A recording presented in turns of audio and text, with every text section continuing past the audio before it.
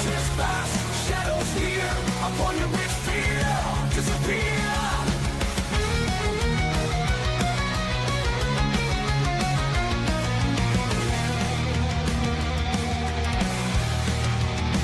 Specters haunt, screams at night, vicious screams, endless fright. Legends told, torn to shreds, your psyche, waking dead.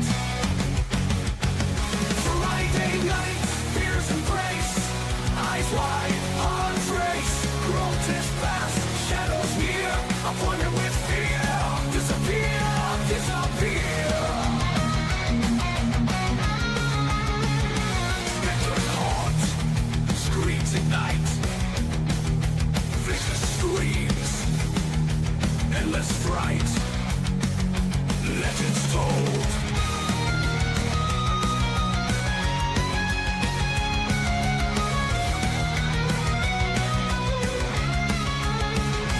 Friday night, fears embrace, eyes wide, hearts race, grotesque past, shadows near, appointed with fear, disappear, disappear.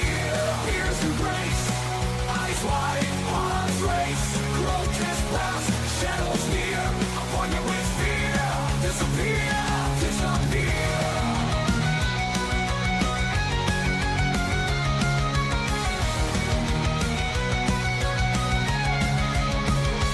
Disappear.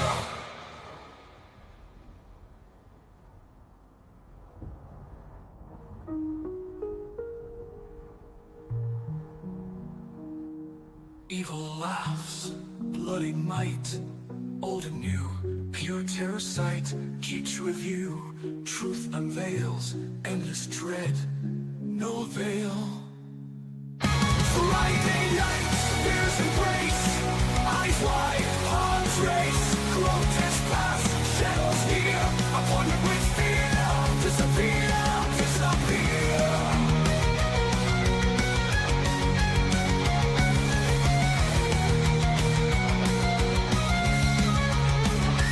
Disappear.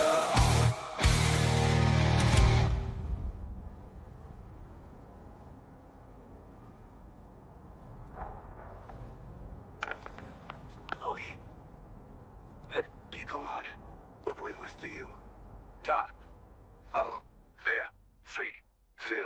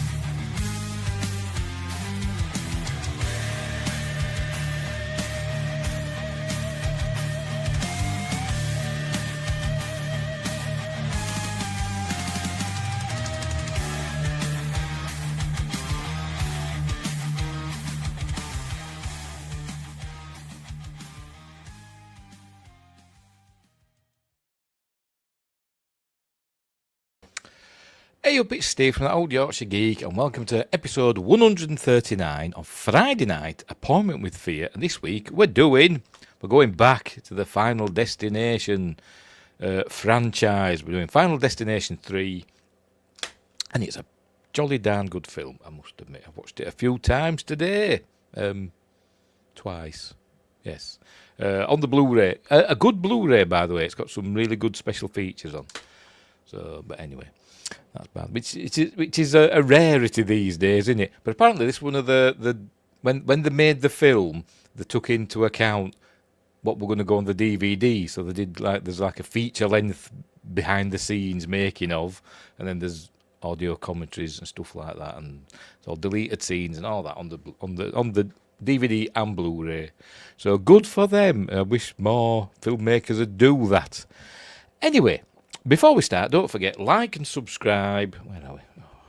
Where are we? There, that hand. Whatever, down there. Like and subscribe, share the videos, drop a comment, hit the notification bell if you're subscribed already. Right, we're live on YouTube. Yep. We're live on Rumble. Yep. And we're live on Twitch. Don't know why I keep doing Twitch, but I do.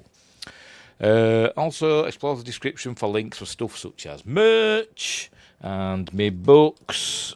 Where are they? There they are. Amazon, Kindle and paperback. Check them out.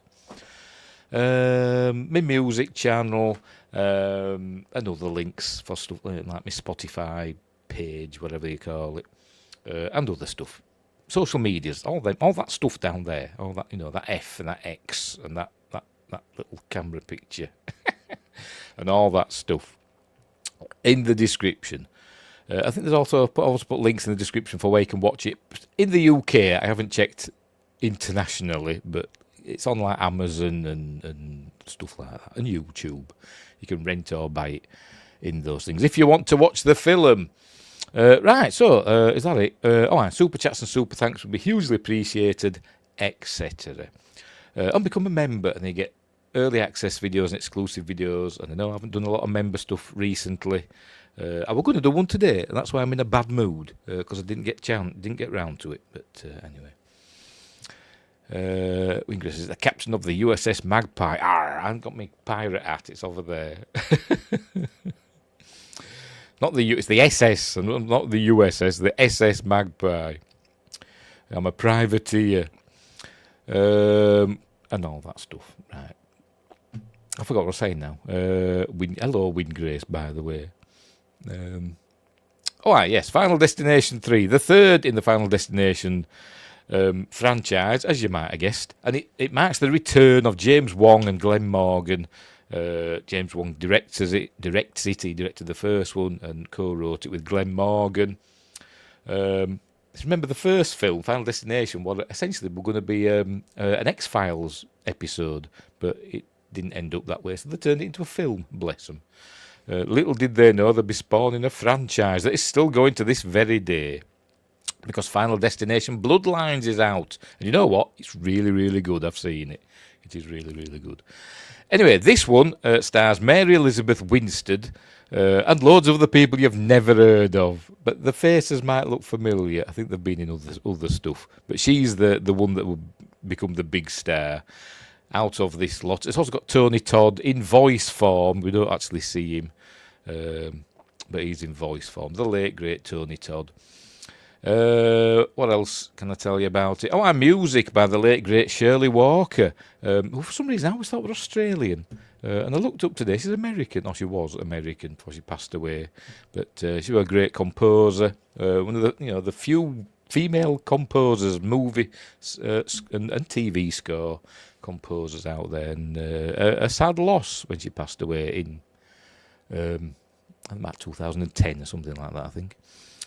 Anyway, at the budget of $25 million, and it grossed 100. We'll round it up to $120 million. So it did. Horror films always do well, don't they? Pretty much. And technically, this had. They said in the audio commentary that this had a smaller budget than the first one. The first one apparently had a budget of $23 million, but that was 6 years earlier. So this one had $25 million. So I suppose technically, accounting for inflation, it probably had a slightly smaller budget than the first film. Anyway, right, so we'll get on with it, shall we? We will delve into this film. We'll not be watching it, obviously, because YouTube will go mental and shut down the stream and delete my channel. God, if only. I was this close today to just packing it all in. I was really angry.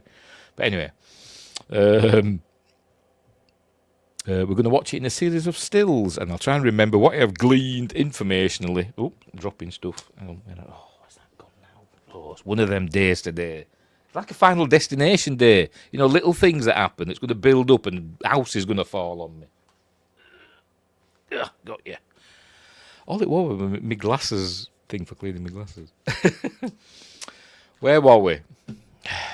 information I've gleaned from the disc, and I do have notes as well that you can't see, but I've actually made some notes in the form of a text file that I'm looking at now. So hopefully I'll remember to look at that. I probably won't. You know what I'm like. Right, let's get on with this, shall we? I shall make myself titty tiny, and we'll get on with it. And I'm going to yawn. Oh, what a day. What a blooming day, I tell you. Anyway, and Justin is here. Happy Friday. Happy bloody Friday. Anyway, where were we? Oh, I'm making myself titchy tiny, wasn't I? There we go. Right. Let's add this baby, and we'll get on with it. Let me full screen it before we start. For Christ's sake. I'm in a mood. Right, off we go. Off we go. Is it starting? Yes, it's starting. So the New Line logo. There they are. We get straight into the credits. And we get clues in these credits about what's going to happen in the film to the various people. I'll probably not land on any, and I'll probably not remember them. But there's the title, Final Destination 3. What we got on here? Oh, well, there's a horse, a white horse. That does feature in the movie there. We can see the devil. We do see the devil and hear it. What else we got? I don't know. I can't see what's happening on that one. Now, with white horses. That does feature near the end of the film. Justin's in, firing in straight away. Thank you very much with the $4 super sticker. I'm gonna have to go over onto the YouTube side to see what it is. It's is it a hippo saying? I don't know what it's saying. It's saying something. I can't make it out. It's saying something, but I don't know what. But anyway, thank you, Justin. Thank you very much. That is super duper appreciated, because it all helps. It all helps to pay for this. He's saying hello to Win Grace. Right, where were we? Oh, yes, white horses. Because we're in the fairground. Because if you don't know, this film essentially is about a roller coaster disaster. First film was a plane blowing up. Second film was the freeway with the logs. This one's a roller coaster. But they also sneak another disaster in at the end. We're at 20. That's my 20th super thanks on YouTube. Oh, right, so it were a 20 it was saying. I couldn't make it out what it was saying. Because I've got like wires and cables in the way.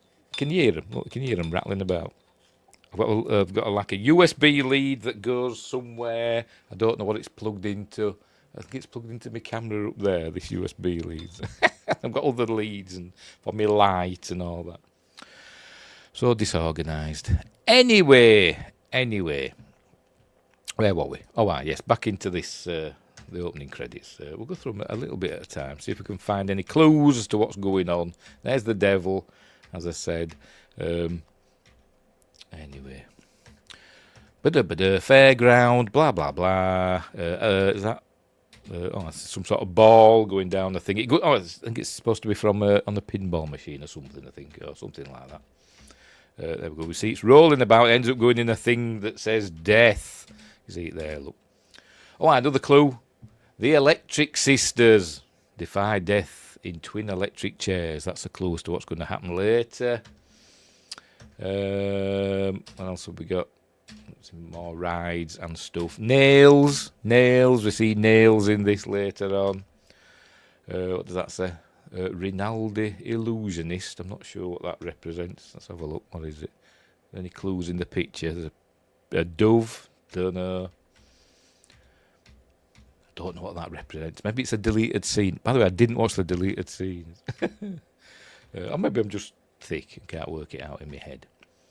What does that say? Amazing metal eating. Oh, this is supposed to be the amazing metal eating man. Does anybody eat metal in this? Somebody takes some metal to the back of the head and the side of the head, both sides at once. We'll get that, I don't know. Right, anyway, there we go. Oh, right, we're off now. We're off in the film. Right, so we're at this. We're at a theme park, and they filmed it at an actual theme park. Checks me notes. They filmed it at this beginning bit at Playland Amusement Park in Vancouver, British Columbia. It was filmed entirely in Canada. It's supposed to be set in Pennsylvania, I think, because we see like a police thing It's the town of McKinley, which, according to this film, is in Pennsylvania. And I think it says McKinley. I think it says Pennsylvania as well on the police station. But it's actually filmed in Vancouver, British Columbia, a place I've always wanted to go. Never. It's one of those bucket list places. Probably ever since. I probably saw a film about it, or a film set there, and I've always wanted to go there, but I can't remember what.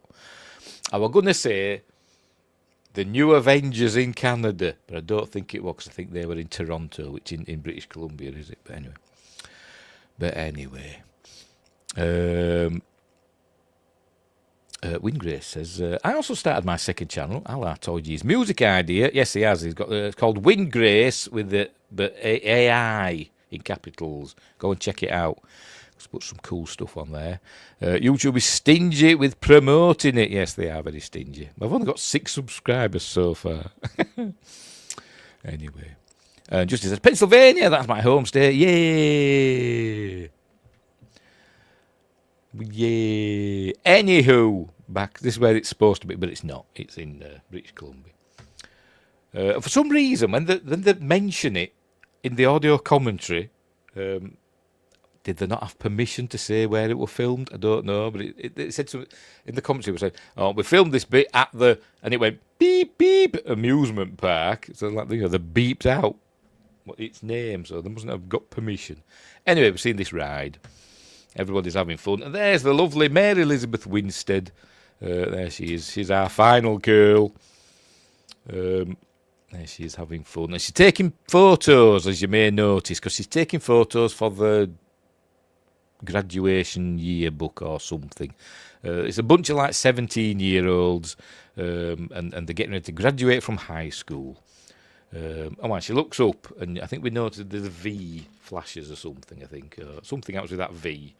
She looks up anyway. Does it flash? I don't know. But she looks up. Something catches her eye, and she looks in the photo. There we go. And it just says, the V's not, it says, hi, die. So she's getting the willies already. I haven't even got into the film yet. Wingrace says, Pennsylvania, it's technically my home state too. I was born there, but moved when I was 1. Right.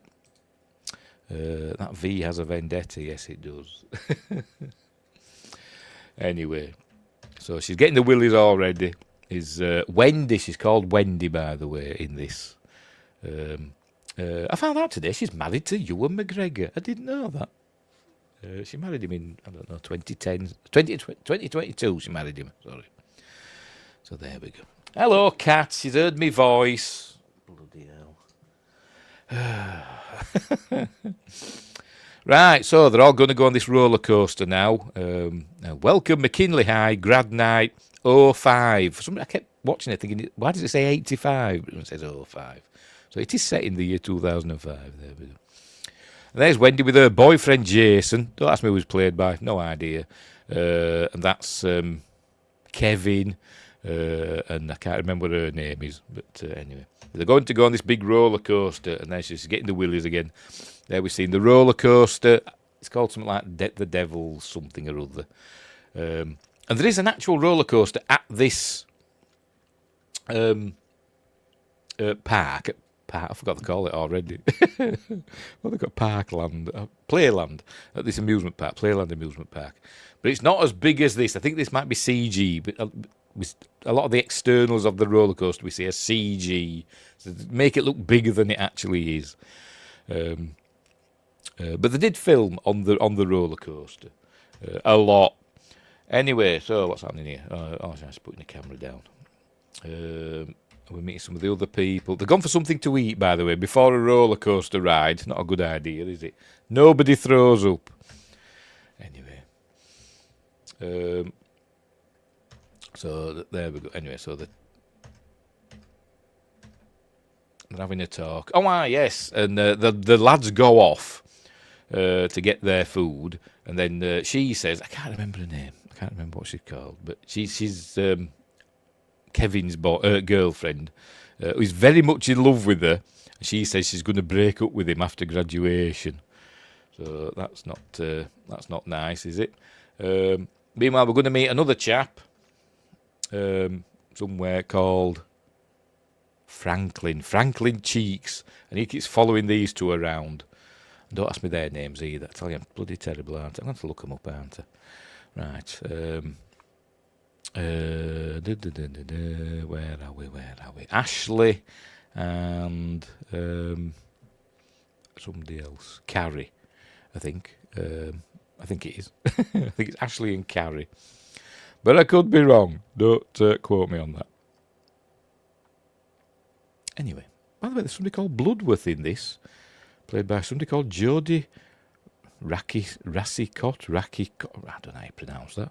Bloodworth is Tony Todd's character, but he's not in it. Anyway, no idea. Anyway, these are the two sexy people in the film. Oops, sexy girls in the film. As you can see, they're showing off all their underwear. There you go. And they're doing the squirty water thing. And she goes and looks, does Wendy, taking the photos, and that gives her the willies as well. She gets a weird feeling. But anyway, one of them wins. I don't know which is which. It says, Ashley wins. And so she takes a photo. There we go. Hey, takes a photo of them. There we go. Because the photos are important, because the photos that she takes gives us clues as to how they are going to meet their end later on. So they're all having fun. There they are. Where's Franklin Cheeks gone? That's Julie, who is Wendy's little sister. I think she's maybe only a year younger, because she doesn't look that much younger, does she? And I think she looks like Jennifer Love Hewitt. I think she's got a very Jennifer Love Hewitt thing about her. But she's not supposed to be there, because there you go, you're not a senior. But she's there anyway. They don't get on, the Wendy and Julie, at the moment. Here we're meeting Lewis.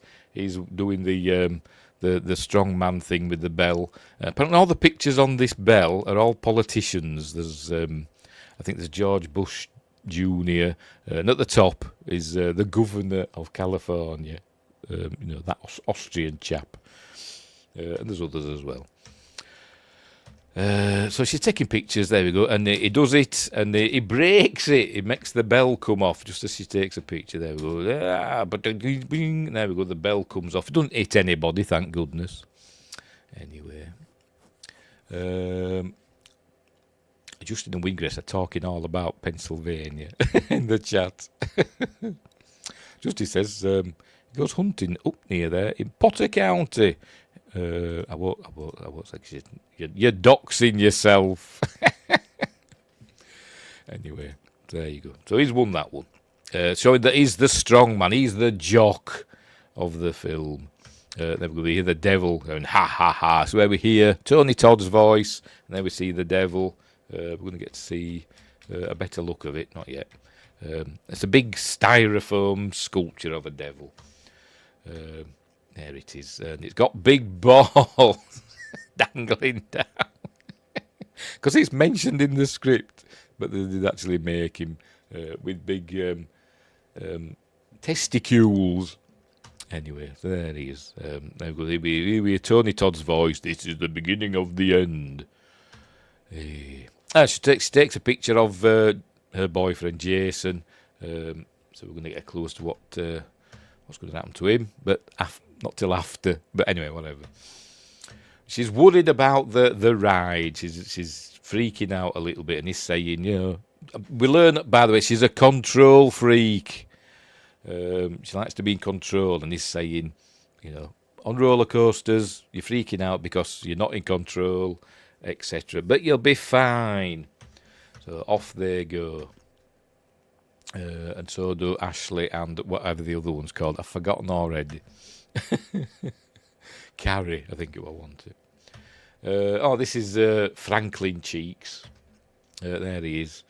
Played by young at the time. Stand-up comedian. What was his name? I don't know if you know him. I've never heard of him. Sam Easton. And apparently, they didn't want him. The director and the producers wanted him, but the big wigs at New Line Cinema didn't want him because he had like a receding hairline. They said he looked too old. But they stuck to the guns and they got him. They got him in because they liked him, because they thought he was funny, and he does play the comic relief character pretty much. And he keeps following these two around because he wants to film them because he thinks they're sexy and he probably wanted to get off with them. Meanwhile, there we see I can't remember, Erin, and I think that's Ian next to her. They're like the goths of the film. Are we moving? There we go. Right, so off they go. There's the devil. They're getting their Devil's Flight is a high velocity thrill ride due to the forces created by this ride. For your safety, does it say?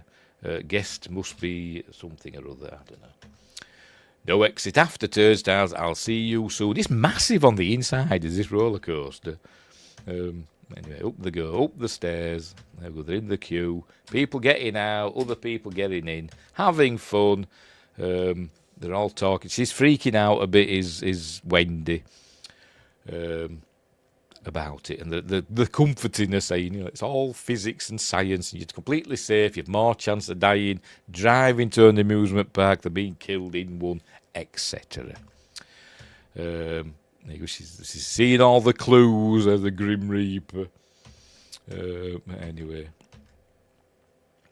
they all get in the cars. Apparently she was going to sit at the front. They pointed her to the front. She said, "I can't go in the front. I can't see the rails. I'll freak out." So she goes to sit at the back. But her boyfriend wants to sit at the front. The toss a coin. Kevin there. Is it Kevin? Yeah, he's Jason. He's Kevin. Yeah. Tosses a coin, to see who's going to sit in the back with Wendy, and Kevin wins, loses, whatever. He has to sit in the back. So off they go. What's she called? I can't bloody remember her name. Let's have a look. Is it Ashlyn? I think maybe Ashlyn. I could be wrong. I probably am. I'll say she's Ashlyn. Let's have a look at this picture. Let's check on IMDb. Is it? I don't know. No, she might be one of the others. No, Ashlyn is Ashley's. It's Ashley and Ashlyn. Why didn't I remember that? The two sexy ones. Oh, they think they're sexy. So who's she then? Is she Carrie? Hang on, let's check. Is she Carrie? She might be. I don't know. The pictures that they use on IMDb look nothing like they're doing the bloody films, don't they? Yes, she is. She's... I've forgotten already. Carrie. She's Carrie. What am I like? Told you it'd be shit, didn't I? Well, just like she's saying it there. Anyway, right, so off they go. So Wendy and Kevin head to the back.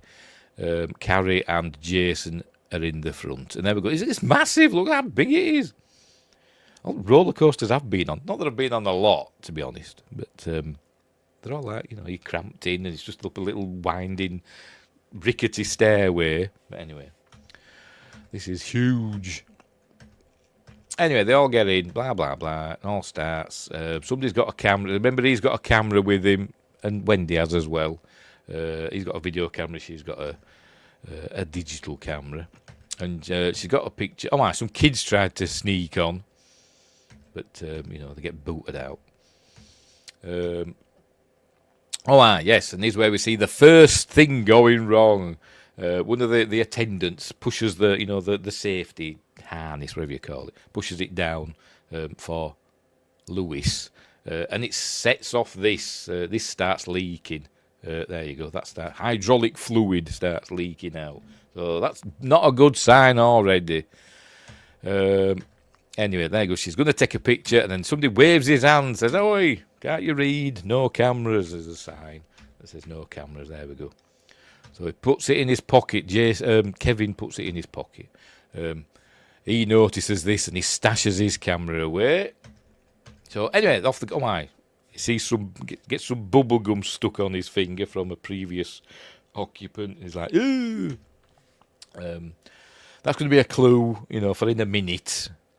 You know what Final Destination's like. It's all going to end in disaster, and then she's going to be like, "Ah!" And it's before the disaster. She's going to have a premonition. Isn't she? This is all a premonition. Right, so off the go. Right, they're going now on this roller coaster. They did film a lot of it on a roller coaster. Some parts, obviously, they couldn't. Some parts were filmed in a stage with green screens and stuff, particularly where they're hanging and dangling and all that. But the bits where they're going round at high speed, they did actually film on this roller coaster at Playland. And apparently, they did it over 3 nights, and each night, the main cast, the ensemble, rode it about 20 times each night, and they were having bets as to who were going to throw up, and they were actually surprised that nobody did. But anyway, yes, so they did ride this roller coaster a lot because they need to get lots of footage, and they switched as well. They did shots to make the roller coaster look bigger. They did like mirror shots, so they filmed them. So to make it look as though the roller coaster was going in a different direction, to make it look as though it were bigger than it was. So they did shots with them where they wore the swap seats and they wore clothing that had reverse lettering and stuff on. So that were cool to make the roller coaster look bigger and longer than it was. Anyway, off they go. Up the roller coaster. Then we see Franklin Cheeks is filming. He's naughty. I think my cat wants to go out. I can hear her. She's lurking. Just bear with me. Can't have a minute, can I? You want to go out? She's looking at me. Come on.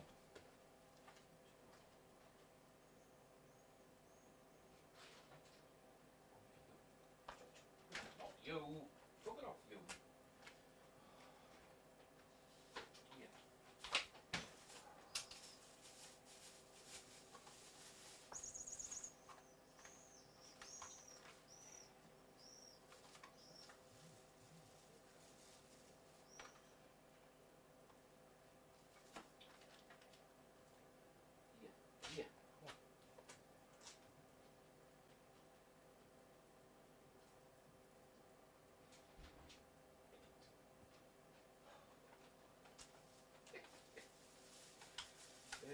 Dear. Summit.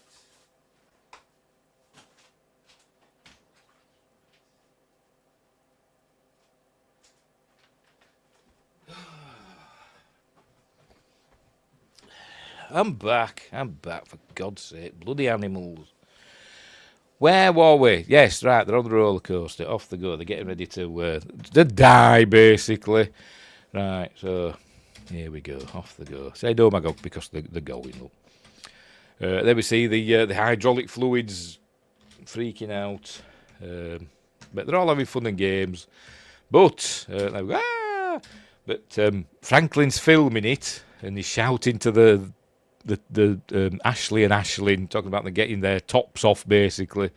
And he gets his camera knocked out of his hand in a minute. Maybe it's happened already. I don't know. I don't think it has. I don't want to miss it. Probably gone past it. No. Oh, I think it's the go round there. He gets his camera knocked out of his hand. I think it's here. Maybe. There we go. That's what he says to him. There we go. He gets his camera knocked out of his hand. There we go. And it goes down and wraps itself somehow. It wraps itself around one of the rollers or something like that. Would that cause a disaster? It bloody does anyway. I don't know, but I'm not sure how delicate these roller coasters are. You wouldn't think they are, would you? But off they go. The hydraulic thing for the safety harnesses breaks, so suddenly all the safety harnesses are just flapping about, and they're all like screaming, what's going on? Oh my God, we're going to fall off, she says. Look, wee. Cool roller coaster, I must admit. I've not been on a roller coaster for years. I haven't. I'm from the era that what they're on, that is like, the height of roller coaster amazement. From like the corkscrew at Alton Towers, that was like my big thing. But I'm not.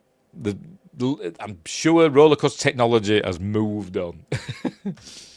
Anyway, so they're all freaking out. Nobody's fallen out yet, but they're going to fall out in a minute because there you go. they're all falling out now, look, because all the wheels are coming off now because of that camera wrapping itself around one of the pipe things. All the wheels are breaking now, and there we go. So loads of them fall off. I think they're the back. No, they're the front carriages, I think, that have come off. There we go. So they're all freaking out, and people are plummeting to their deaths. But there we see that's broken as well now. Don't know why, just is. Anyway. So they get stuck. There we go. It comes to a stop, and they're all dangling on top of one of the corkscrew parts. So they're all dangling. There we go. Oh, and a couple of them fall. Erin and Ian, there they are. They fall to their death. They can't hold on, so they plummet. Kevin has the idea. Let's rock it to get it going again, and somehow that works. So anyway, they get going again. But something happens. I might have missed a bit of it, actually. Because Lewis, something happens with Lewis. Let me go back again. Have we missed that bit? How's it to come? I don't know. Where's Lewis? Let's find Lewis, the big strong fella. Where the hell is he? Where's Lewis? I'm guessing he may have come out already. Is that him? There's Lewis. Lewis falls out. Ah, there he is. There's Lewis. He falls out, and he goes plummeting. But when he plummets, he hits something. In a minute. I don't want to miss it. Because it has a payoff. Is it going to show it? There, it hits that. Boing, there we go. And he knocks. There we go.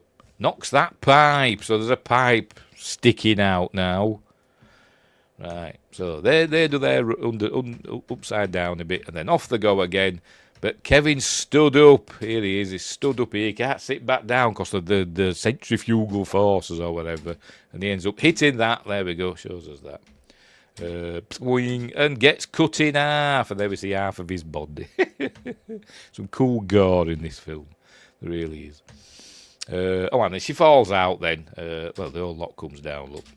And she plummets to her death. There we go. They filmed this a few times. This was her last day of filming. This is against a green screen. They just filmed her like going, ah! Loads of times. That was her last day. And then, she has the pull out of her eye or whatever, it's all that. And she, blimey, and we're back to the beginning. And she freaks out. So I've got to get off. It's all going to end in disaster. There we go. Let me off. I'd be like that. I'd be like that anyway. I would.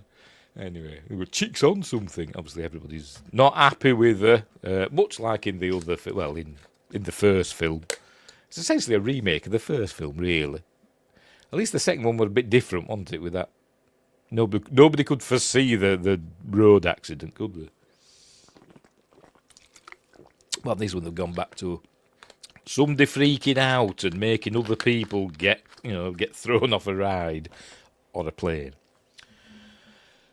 Anyway, so that's it. They all get the rear carriages get ejected essentially. There you go. But her boyfriend and Kevin's girlfriend are still in the front, and he's trying to say, "I need to get out. I need to go with my girlfriend." But off they go. There you go. Press the button. Dude, that's my girlfriend. She's saying, "No, the track's broken." And the boot her out. Says, "Look, they're going to be fine. Everything's cool." And then as they get outside, they hear a smash. And the crash, and it all goes wrong, and it all did happen. So her boyfriend has now died, and Kevin's girlfriend, Carrie, has died as well. If that is her name, I could be wrong. There we go. Oh my God, Jason! Anyway, then we cut to some time later. I don't know how long it is. It's not that long because she's going back to school to pick up her graduation paper. So I'm guessing it's a few weeks, maybe. I don't know. Don't know how long it's been. I don't think it says.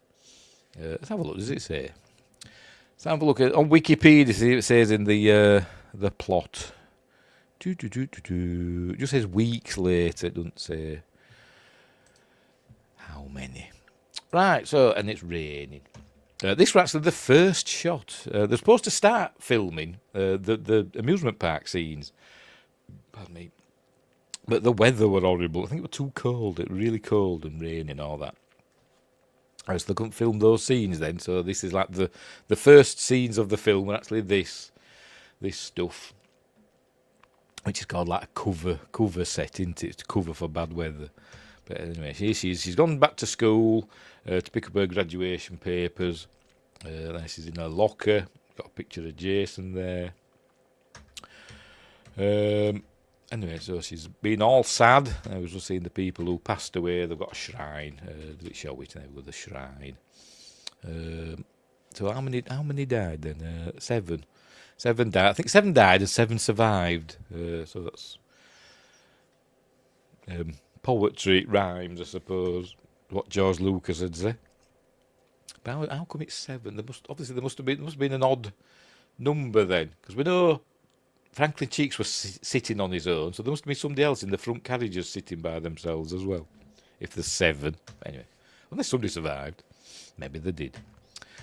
Anyway, so she's been all sad, and then Kevin's there. He goes, "Hey, Wen," calls her Wen, short, obviously short for Wendy, not Ming Na Wen.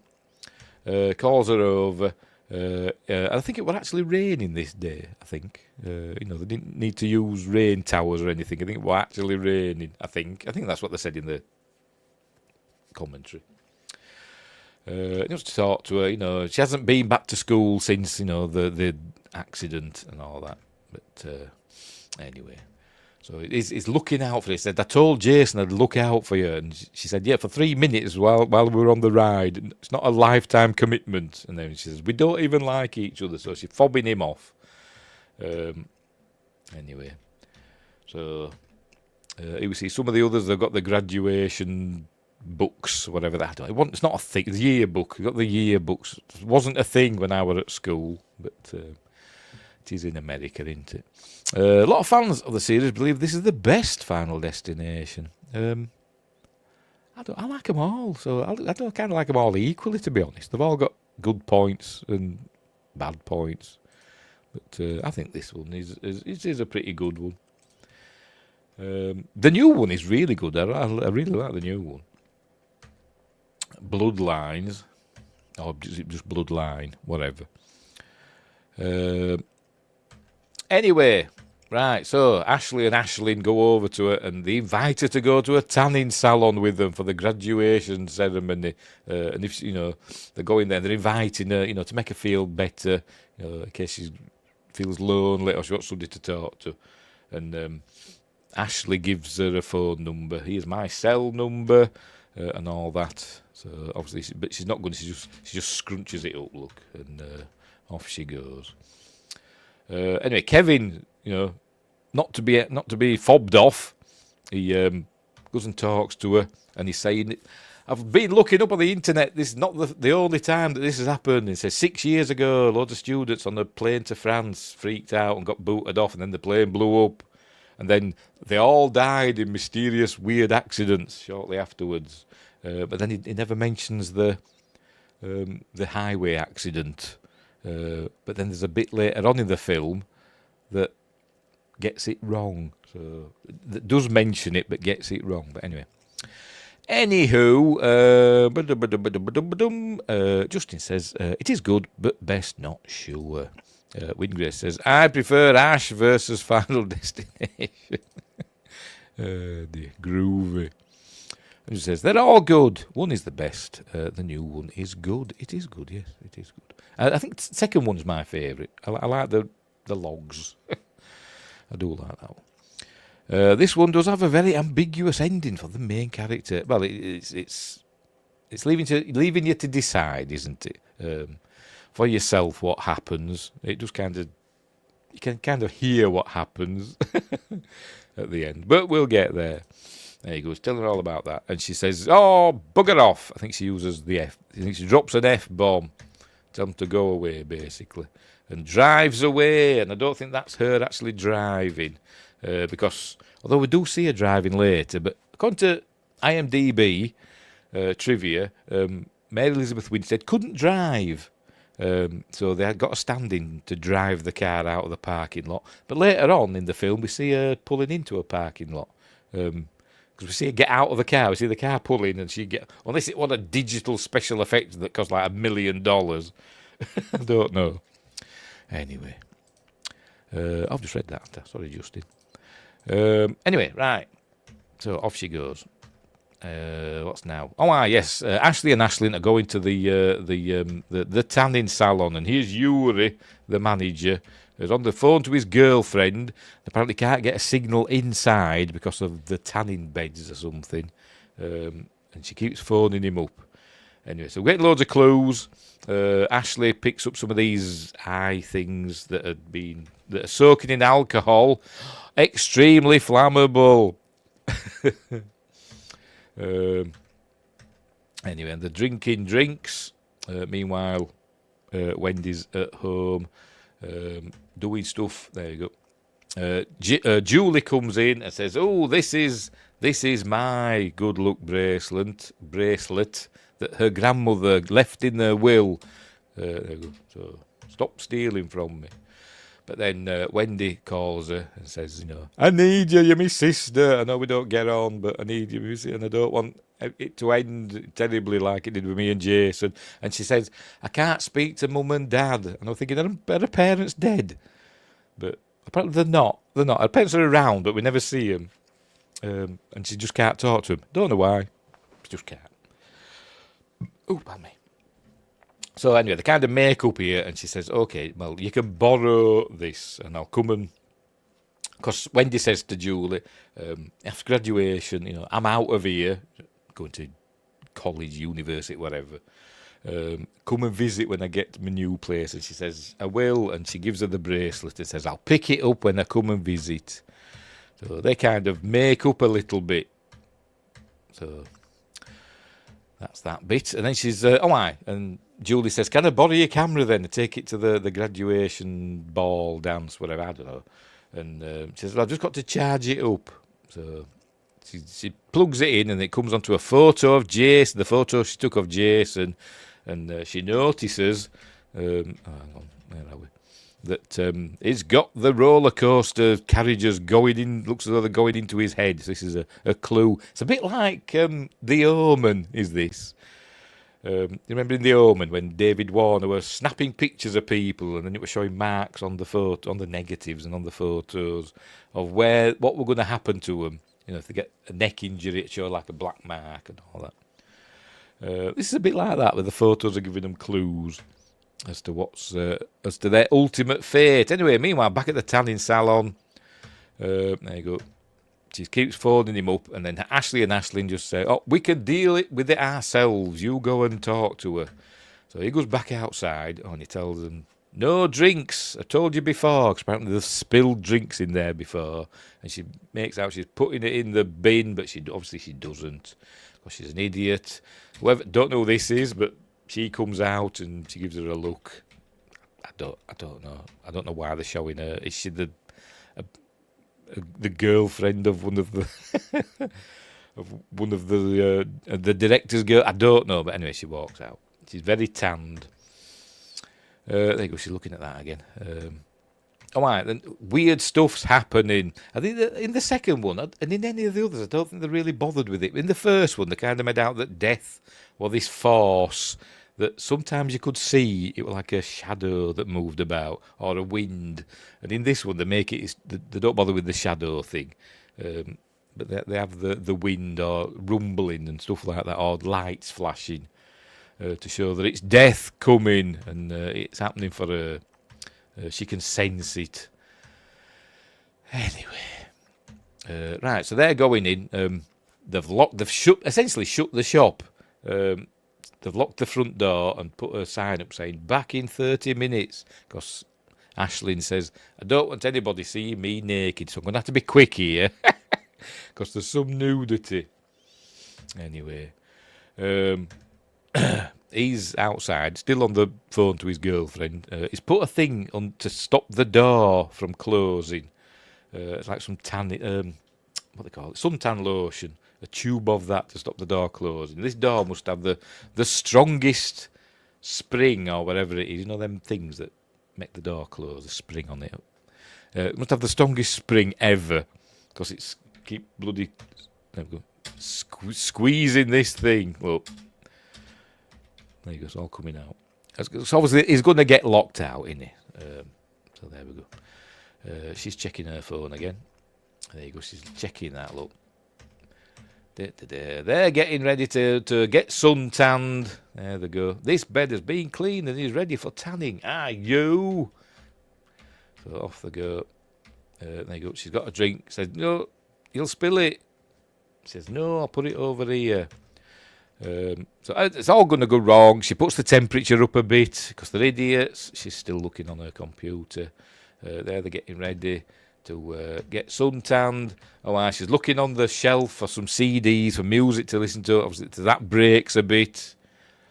There's one thing after another. What they're having. Have a Nice Decade, Volume 6. Listening to that. That's closing the door. I have to be careful here, aren't I? Apparently, they were really worried, these two actresses, Ashlyn and Ashlyn actresses, didn't want to do the nude parts. But apparently, James Wong and Glenn, well, particularly James Wong, assured them, that it's necessary for the film because they wanted them to be their most, what's the word?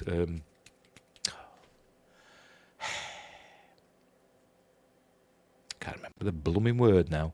Telling me brain seizing up. Anyway, not unsafe. I can't think of the bloody word. It's there. Whatever. So they eventually agreed, and it was like a close set. They did this. They just had just put black sheets all around, so nobody could see. They were just the director, the cameraman, the sound man, I suppose, and them in there. Blimey. Here's the door shutting. So they're getting tanned, and obviously it's all going to go wrong. It's all going to go wrong. They're not actually tanning beds, by the way. They're just but prop men have made. They've just got lights in. It's not actually getting tanned. Vulnerable, yes, that's the word. Thank you, Wingrace. Most vulnerable, because they're nude, or nearly nude. Anyway, so there they are, getting all tanned. Listening to music, but it's all kicking off in the room. Remember her drink that she's put down? That water from that is going to go into the electrics. Because, this is always what happens. Blimey, crikey. YouTube's going to go mental. Oh, dear. They're all having fun. There we go. Water goes into the electrics. Look, spark, and it's all going to go wrong. And obviously they're going to burn to death. Meanwhile, she's still on her computer looking at the photos. There we go. And she sees Ashley and Ashley. The photo that she took, remember, after she won the water thing. It looks like they're on fire. Look, it's all overexposed or whatever. Looks like they're on fire, which they are going to be in a minute. Here we go. It's all going wrong. Oh. So they're getting a bit too hot now, and they're saying, oh, it's getting a bit hot in here. I've put it too high. So they try to get out, but then that shelf that nearly breaks because it's getting warmer, the air conditioning comes on. And it must be the most powerful air conditioning ever because it blows over a coat stand. In a minute. This is... Julie asking for the cameras, the camera charge. He says, "Oh no, the battery were completely flat. Sorry, you can't have it." Anyway, the split diopter. I've got to point out split diopters, haven't I? Where where they put a lens, half a lens or something. Don't they? So the foreground and the background are both in focus at the same time. I hate them. I don't, but they annoy me. But whatever. It's an artistic decision. Justin says, bow, chicka, wow, wow. Yes. Boobage. We've got to be careful with. Right, she's checking that. Right, so off she goes. But they're burning to death nearly. Here we go. It's going to blow over that hat stand, coat stand. Which is going to hit the shelf. And then the shelf's going to come down and trap them. Magically. Just... 1 in a gazillion chance that the shelf blocks, just wedges shut both of the tanning beds. They're like a big sandwich toaster. Anyway, she's trying to phone because she knows something's up. She's trying to phone them. So luckily she didn't throw that away. She's trying to phone. And she leaves a message because it just gets to... remember, your phone won't work inside because of the interference from the tanning beds. So it goes to voicemail. So she leaves a message saying, phone me. Thanks for the invite. I'm sorry I couldn't make it. There you go. There's the phone ringing. Anyway, they're trapped. They can't get in. They say, look, the shelf's full. How the hell did it end up like that? Dunno, but it did. So they're trapped inside there now. And it kind of ends really quickly. I thought it went on longer than this. But it shows them struggling inside, obviously, and starting to burn. And they're freaking out, obviously. There you go, they're starting to burn properly. Ag! He can't get back in. He hears them screaming, but he can't get back in. They're set on fire. And then that's it. That's it. It just shows the flames. And then the two tanning beds turn into coffins. Just like suddenly. Like that. But they did actually film loads of scenes, not loads, extended scenes or shots of them on fire. Not actually the actresses, stunt people. Because for this film, the stunt people developed a special new sort of gel that they could slather over themselves and basically set themselves on fire, without having to have, the big fire suits that we see in old films. But anyway. Winger says, I'm not sure how tanning beds really work, but I would think they'd have a safety off switch inside. You'd think so, wouldn't you? You'd think so. Anyway, Justice says, that is wild. Anyway, decon gel. It looks a bit like it. Did Rick Berman work on this, he asks? Possibly. Because there's lots of hot chicks in it, and he liked his hot chicks, didn't he? Did Rick. Bless him. Anyway, let's go back again. Anyway, hang on, I'm not on that now, am I? Hey, top it. Go back to that. Yeah, they did film bits of, they put like stunt women or a stunt woman, slathered in the gel, set her on fire, and I think it could last like 30 seconds. They filmed it like 30-second chunks, or until she went hot, and then they came in with fire extinguishers. So, but about 30 seconds, they could set you on fire before it, burned off.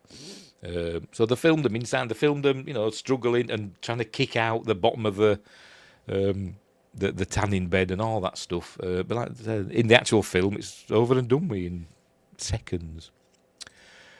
Wingray says, Enterprise was just cancelled, so he just walked into random productions with buckets full of gel. Yes, he did. Dear. We've got loads of this stuff. We're expecting to go for 7 seasons. We've got 3 more seasons worth of decon gel that I need to get rid of. Here. Slather. Anyway, so there we go. So that's Ashley and Aisling are now no longer with us. Then we cut to their funeral. They're even getting buried together. Look, everybody's sad. And it is quite poignant, I must admit this bit, because the priest is saying, we are all equal in death's eyes. And then Ian, who's called McKinley, by the way, Ian McKinley's got the same name as the town. He did mention it earlier on. Don't know why. Well, I don't know why, but it's a bit, fortuitous that he does happen to have the same name. But anyway, he starts kicking off about it. They're equal in death's eyes when people like Hitler and Osama bin Laden, Charles Manson lived to grand old ages. There you go. So these two girls, he says, where does he say it now? These two girls never harmed anybody. And no, that's where he says it there. Look. There you go. These two girls who never done shit to anybody, not even going to make it to 18. And this is quite poignant. But they usher him away, They're not booting him out, but they're saying, come on, mate, and all that. So, and then they carry on with the funeral wraps up. But anyway. Meanwhile, Franklin's feeling guilty. So he's blaming himself because we're always following him round and telling them that they look sexy and all that. So he feels guilty. And then he tries to kiss Julie. So she slaps him. No. Anyway, right, Kevin and Erin, they're off. And then Lewis is saying, funerals are really boring. And then he says, if you ever come to my funeral, bring a PSP for me. I thought, hey, because he says that. At least then I'd have something to do. And then he stands there for a while, as I was saying, what? Anyway, then his phone rings, and it's Wendy. She's over by Jason's grave.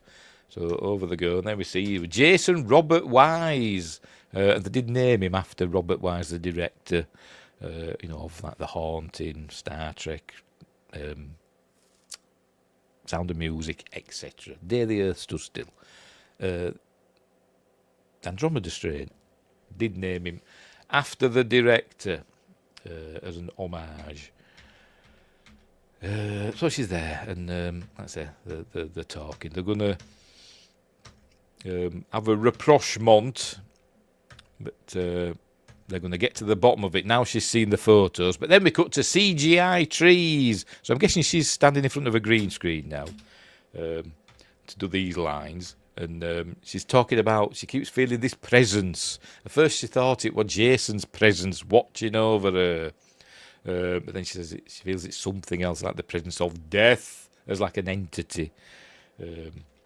But there's all these CGI trees behind. They're to do with CGI because to do what happens next, it's going to show it in a minute. We see all the leaves blowing up. Hang on, I've gone too far past it now. Where are we? There we go. All the trees start blowing like crazy. Like that. There we go. Start blowing like that. And they said we couldn't get big enough fans in to make the trees do that, so we did CGI trees.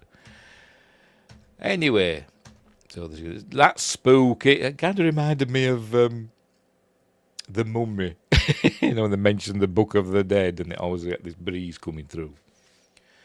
And then she pulls out her photos. She shows a photo of Lincoln, his last photo that Lincoln took before he was assassinated by John Wilkes Booth. Have I got that right? I think I have. And apparently the photographic plate broke. Exactly where he was shot. Was that where he might have survived that? Is that actually where he was shot? The top of his head? I don't know. And then she shows a photo of there we go, the Twin Towers with a shadow. Is that an actual photo? I don't think so, but anyway. And then she shows another photo. There we go. This is from the Final Destination 2. There you go. This occurred 1 year to the day, and then she says before. Hang on, no. The subtitles, no. It says in the text, the actual line. She says this occurred 1 year before. It says there 1 year to the day. I'm going to play it. She actually says this happened 1 year before the Flight 180 disaster. So let's have a listen. But the subtitles say 1 year to the day after. This occurred 1 year to the day of the Flight 180 disaster. Look. This must be a different version. On the bloody down that. It says before. And in the IMDb, I'm going to look this up as well now, for crying out loud. In the goofs, somebody's pointed it out as well. So there must be two different versions.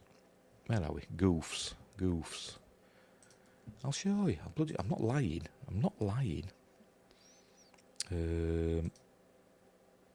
Where is it now? Where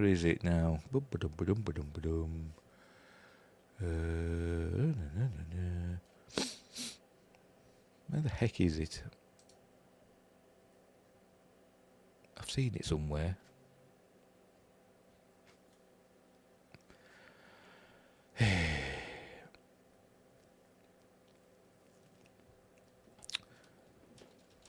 Where have I seen it? Oh, I didn't put it in me. Anyway, it is in there in the goofs part. Where did it say it?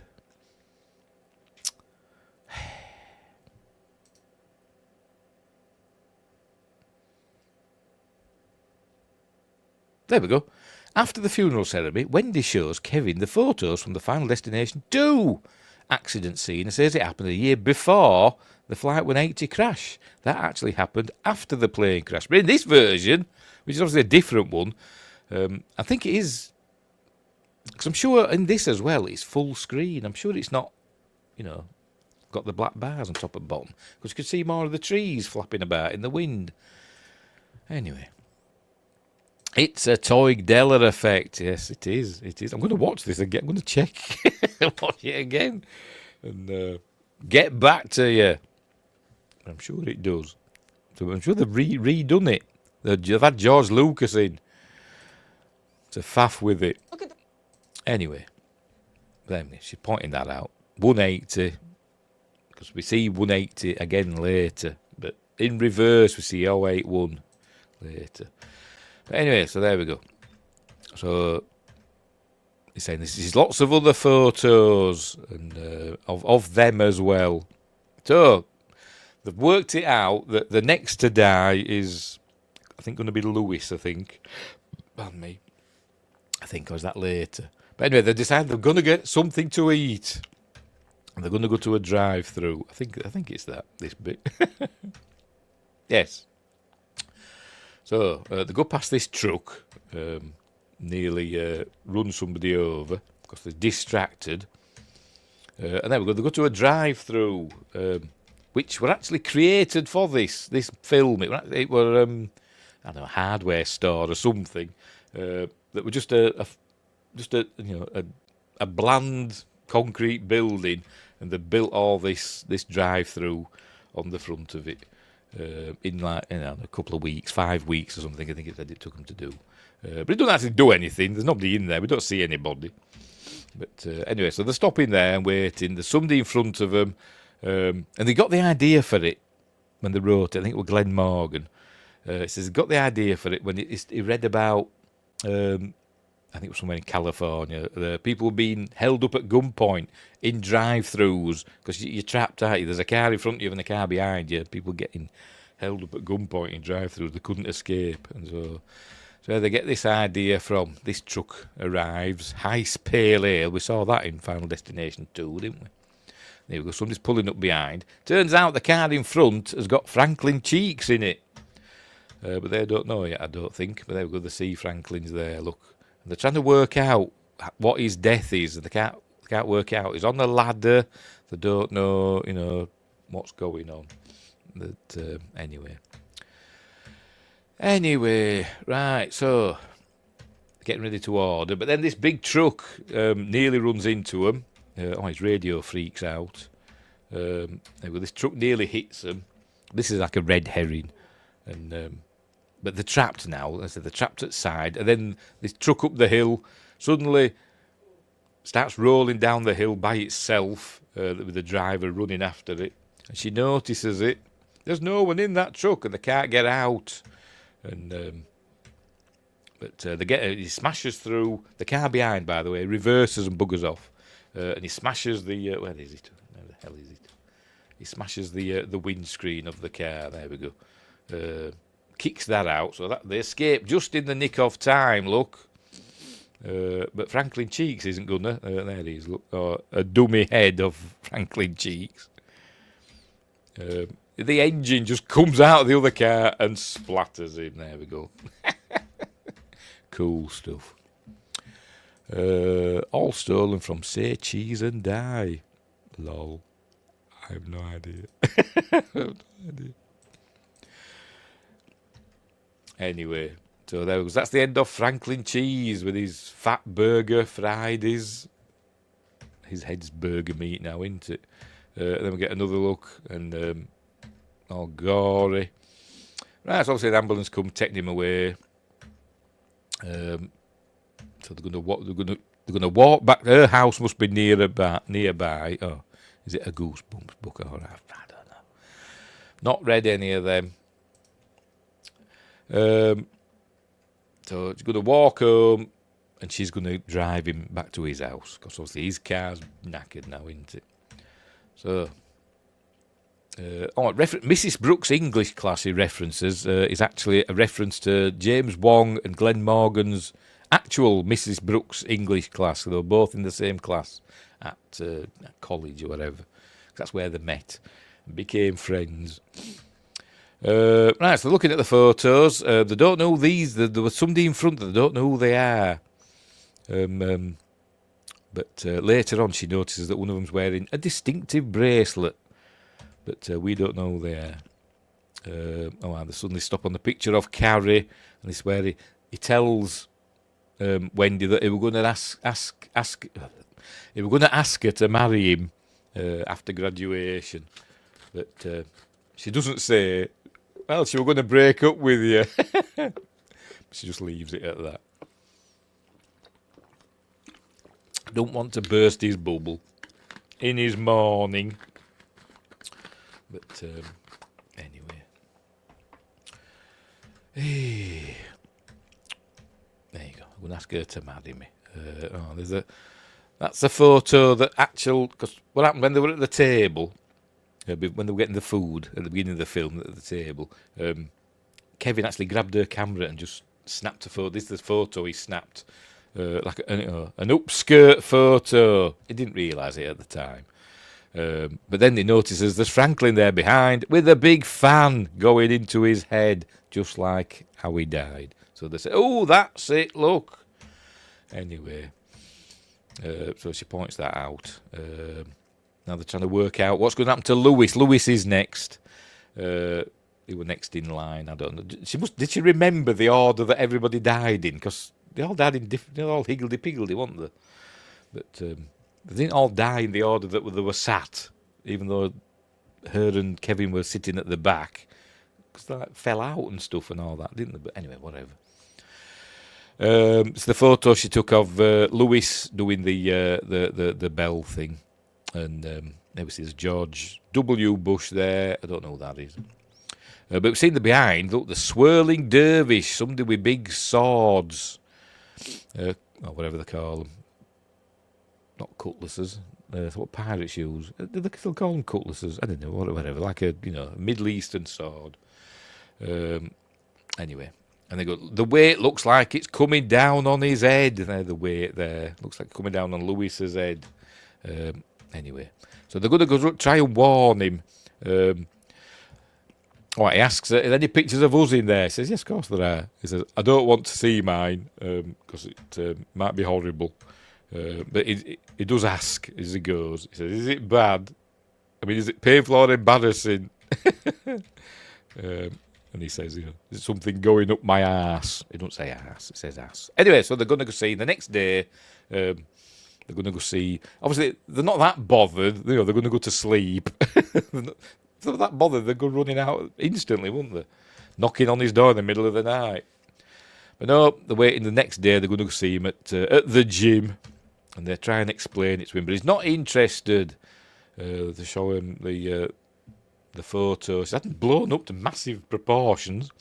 But it just happens to be in this gym that they're in. They do have some big swords. There you go. What doesn't kill you makes you stronger. But they just happen to have these big swords. Just like in the photo. For some reason. I think they do have them. It must be the logo of the team. Because it's the team gym. Because he's a football player or whatever. And I think they do have it on the logo. Because we see him later on with like sweatshirts on. Anyhow, she sees that bear. A bear. There we go. That's a clue. He gets a drink from the water fountain. We see somebody else get a drink and the water spills later. But there he is doing all his weights and stuff. Everybody around him is all going all and all that stuff. But he doesn't want to know. There we go. Water's going down there, and some bloke's just plugging his thingamabob, his cassette player, to CD, whatever it is. Boom box in there, but there's all water spraying everywhere. You won't put an electrical socket next to the water fountain, would you? Unless you're an idiot. But you wouldn't, would you? Anyway, I wouldn't. Anyways, carrying on his workout, and and all the others are carrying on their workouts, and obviously it's all going to go wrong. They go, death is afraid of me, and they're all banging and clanging, and then things happen in a minute. There we go. Things happen. something happens to one of this bear, one of its claws comes out. There we go. I think somebody, obviously, I don't know what happened there. What hit it? Let's play to see what happens. There we say they're all freaking out. Look, they're all working out like mad. And then something makes this bear claw come out. What's he doing? Right, he's giving. All right, he hit the bear claw, and then the bear claw hits another fella in the face. Hang on, there we go. It's another fella in. There we go. In the air, he drops his weights. That makes the ground shake, and the swords fall down, and then we go. Cut the rope or the wire or cable. Sharp swords, aren't they? Made of bloody titanium or something. Just slice through that. But obviously he was thinking, the swords were going to kill him. But they didn't realise that he's cut this cable. Obviously some sort of safety cable. And he goes, oh, that were close. See, I'm not going to die. I just win. Oh, for Pete's sake. And there we go. There we go. So he gets his head squished. And she gets more. They get more blood thrown at them. They just keep all through the film. They just keep getting blood thrown at them and puddings. Oh dear. Anyway, and there we go. They see that they've got their clothes in a bag, and they've obviously been allowed to clean themselves up, and they've been given tracksuit tops with the logo of the swords on. Right. So they go back out to the car. There you go. You see now, sultans. There we go. That's what they're called. So go back out to the car, and fun fact: this shot and this shot were filmed 3 months apart. Because apparently, when they filmed it originally, they didn't say what happened in the audio commentary. That something went wrong with the shots from that direction. Some mistake happened. I don't know what, but something had gone wrong with it, and they had to come back 3 months later and reshoot all the shots from that side. So there we go. Yeah, and they're in different locations as well, apparently, as well. So maybe originally it didn't look like that. So they're in different locations as well, in different seasons. So anyway, so they're all talking about, she's saying, why me? What have I done wrong? I don't want this to happen. But anyway, he's going to drive, by the way. He says, there's that picture of me. It's not me going through the windscreen or anything, is it? But anyway. Right. Then we cut to they're going to go now and see Ian and Erin. Oh, we've got people with similar sounding names, haven't they, in this film? Ashley and Ashlyn, Ian and Erin. Anyway. Here we see Ian loading nails into a nail gun. Is this how nail guns work? I don't know. But there he is. Remember, he's a goth as well. Got black nail varnish on. I've got some black nail varnish somewhere. Not because I'm a goth. I used to cosplay as a pirate, put it on, thinking of bloody Jack Sparrow. Anyway, there he's loading that up. This is Chekhov's nail gun, which we're going to see in a bit. And apparently the store is closed. They work at hardware, what do they call it? Like a DIY centre. What do you call it in America? Can't remember.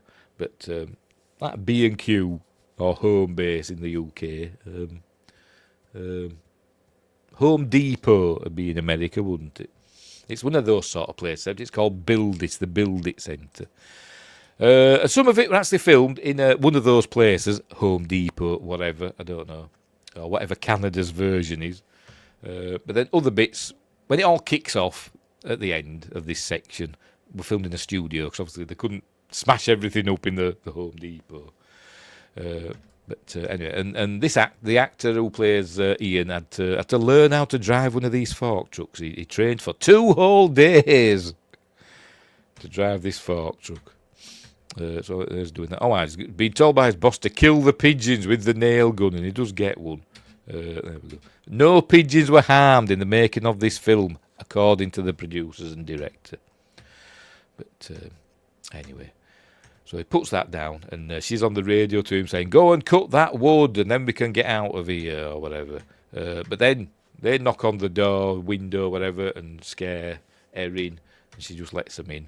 They go to the Build It Depot, or depot, as we call it. So they're trying to tell him, you're going to die, and it says kill there. It's obviously skill, isn't it, because it's a shooting thing. Pardon me. But it says kill there, and he's pointing a gun at Erin, and you can see her hands like that, which we're going to see. Sorry, but which we're going to see later. She's giving him the finger. So obviously they don't believe her and all that. There he's on his fork truck, put his stuff up on the shelves, blah blah. They were talking about it's a force that's going to get us if we don't do something about it. Blah blah blah. And he looks up and he thinks something's going to happen. He says, "Watch out those boxes," because they shook a little bit. Then he freaks out and crashes the fork truck and makes something else fall down. There you go, makes that. Anyway, they don't believe him. But anyway, they carry on their jobs. They were saying 150,000 people a day die, of whatever. Death is just part of life, etc. Anyway, he sets off. Is it in a minute? We see all things in the background are going to add to the disaster at the end. There you go. She puts something on the shelf and it sets these chains off. Look, going. It's like toilet roll. You set your toilet roll. If you don't want your toilet roll to unravel, squish it before you put it on the toilet roll hold, and then it's, it won't unroll. In theory, it works for me. Anyway, so all that's unraveling, causing problems. He bumps into that thing with his fork truck, makes those fall over, and then loads of other stuff falls over, and all the stuff falls into. By the way, there's a thing. Have I missed it with the hammer? It makes some hammers fall. That Queen song. Where is it? All that stuff's falling down. That falls down. Somehow turns the key to another fork truck on the next aisle. Starts up a fork truck. What are the odds of that? Where the hell is it now? Maybe it bumps into that. That falls down. They fall down. There we go. Down there go. There we go. Sets that off going. And there we go. The box. That's it. The box lands on the accelerator. So that fork truck starts driving itself now. So here it comes, and then it bumps over all those, knocks those up, makes those go all squishy squashy on the floor. There you go. That's all that happening. Erin's picking up that dead pigeon. There we go. There we see some hammers there. We go. The fork truck is going to fork. This is the rogue fork truck. There we go. It's going to crash into that. And this hammer, there we go. That's going to go through there. And the hammer's going to fall now onto a lever. Here it goes. See, I've gone too far now. There it goes. Oh, for Pete's sake. Took them 20 goes. It couldn't take me 20 goes to bloody catch this, isn't it? Took them 20 goes, or 23 goes, or 25 goes, whatever, to get this hammer to hit that just right. And it's on a string as well, but it still took them 20 takes to get that to work just right. Apparently. So it lands on that, makes the fork trick lift up thing, the thingamabob lift up, whatever. It's all slowly going wrong. He's on the thing cutting wood, and but anyway, it's all gonna happen now. By the way, it put the nail. Oh yeah, it shot the pigeon and put the nail gun down, and I'm not exactly sure how what happens next happens. But anyway, the nail gun, I think it's over here somewhere. I think you see it there. I think the nail gun. But anyway, so they're all talking, but then suddenly that other fork truck is going to make everything fall down. By the way, in the real store where they filmed it, they weren't allowed to show any actual products, so they had to change everything. Put all generic things up on the shelves because they couldn't get permissions to use actual products. And they had to put everything back as it was after shooting. But I think this bit now, I think this is in a studio now. This part that they're in, where it's all going to end in disaster.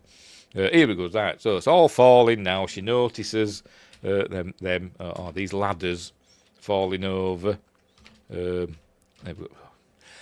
Some ladders fall over, and apparently they're not the ladders they wanted. They went to this hardware store, And they saw these ladders, like step ladders. They're going to shut them like them. And they said, "Oh, they're nice," because they tested them. They said, "Oh, they're all like flexible and bendy and stuff. They must have been cheap." And they said, "Oh, we'll get them," but the producers didn't want to stump up them. Or they were slow stumping up the money. And when they went back, apparently they'd had a sale and they'd run out. They sold all those step ladders, all the bendy step ladders. Because they said, we can show them all bending and warping, and that's why they'll fall over. But they're just to buy some regular, good quality step ladders that just fell over. Anyway, so all that falls down. Stuff's falling on top of them.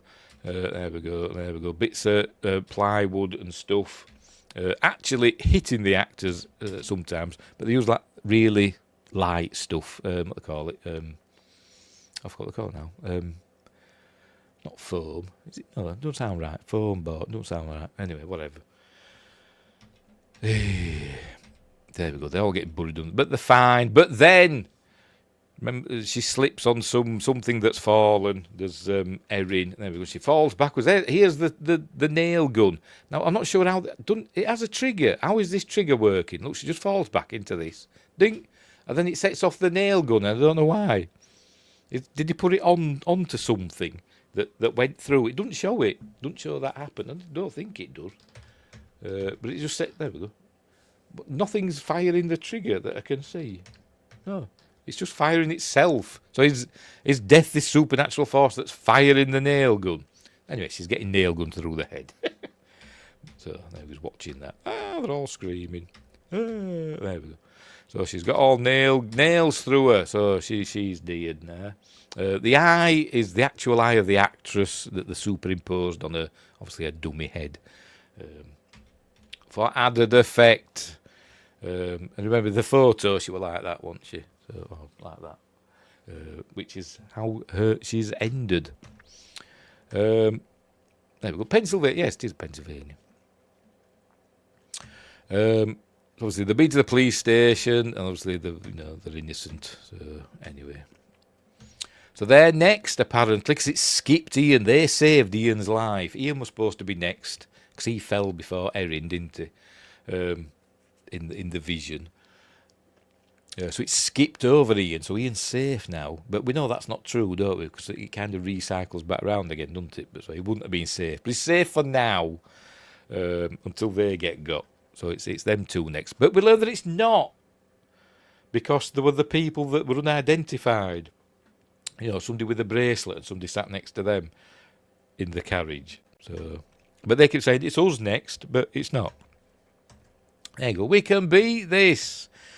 Anyway, and they have a hug here because they remind we don't even like each other, and then they have a hug. Look, yeah, come here. Right, so that's his dad going to pick him up. He's going to go to the tricentennial celebration where he's working as security for some reason. Don't know. He's Kevin, and she's gonna go home. And we see that Ian's gonna follow her for some reason. Anyway, she falls asleep at her desk. There's Wendy, and then Julie comes in. Says, "Oh, I could use my good luck bracelet." So she takes that. She takes the bracelet, sneaks out with it. She's off to the tricentennial celebration.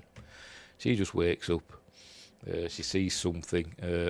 Just happens to be on that picture on the computer. And she looks and she notices that the person didn't notice it before until now, even though it's bloody obvious, look.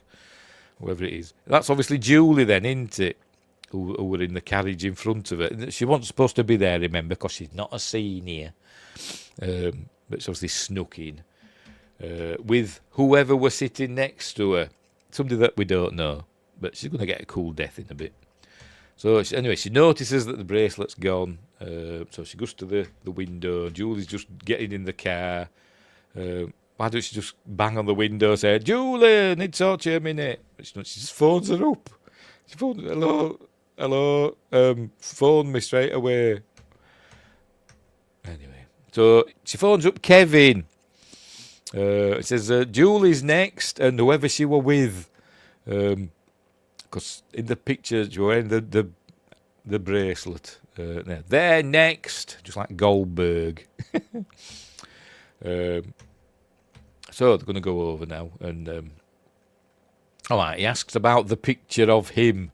Remember, he didn't want to know earlier on, but now he does. And we learned that the pictures she took of him, they were messing about. Remember when they got the food, when he took the upskirt picture, she grabbed the camera and snapped a picture of him, and it looks like it shows her picture with Jason, the late Jason, but she's wearing a McKinley class of '05. Looks like 65, doesn't it? Class of '05 top. So she's not sure, but is it Ian McKinley that's going to get her? That's what she thinks. Because he just happens to have the same name as the town and school that they go to. But and that's the picture of Kevin. Looks like he's going to get hit in the face by a firework. That's what he says. Because he looks round, sees all the getting ready to do all the fireworks. There we go. For the firework display. Anyway, right, so she's driving there. And Ian's following her for some reason. Then she nearly runs over a big black wolf. Don't know what that has any relevance. I don't know, but she nearly does. Did she see a wolf picture? I have no idea. But anyway, so everybody's having a good time. We're seeing people doing traditional things because it's a tricentennial celebration. There's people with swords and doing, the American stuff from the olden days of America. They've got a big horse tied to that. Remember the white horse we saw earlier on? There we go. This fella rides in on this white horse. He's obviously an idiot. I'm presuming this horse is his because he's ridden in on it. He just ties it up. There's going to be a massive firework display in a minute. Was it a wolf mother? Again, you see references that I have no idea about. Oh dear. Where were we? Oh, right, yes, there's going to be a huge firework display going on. That's going to really bother this horse. So this fella obviously not care that his horse is going to be terrified at a huge firework display. What a div. Anyway, so he's tied his horse up. Oh, a fella pretended to be Benjamin Franklin with his kite, because he discovered electricity or whatever, didn't he? So the kite is aloft. Now we must wait for some lightning. And then he just says, F you, Ben Franklin. Not very nice, is it? Anyway. So here she comes. There's Wendy parking the car. Now then. So, yeah, it stays on it. So not very good parking, by the way. Have you noticed the lines on the floor? Look. In fact, none of them are very good at parking, are they? It's like they're parking in my local supermarket car park. It's disgraceful. But it's just parked straight in there, on the white line. Women. You don't know that band? No, don't think I've heard of Wolf Mother. Are they a power metal band? They sound like it with a name like that, don't they? I will look them up. Let's have a look. I'm going to look them up now. We're live and I don't care. 'Cause I'm still in the mood. Wolf Mother, rock band. Do I know them? Australian hard rock band from Sydney. No, not ringing any bells. No, don't know them. I imagine... don't know. From the look of them, I imagine that they're not a band I'd particularly like. But I could be wrong.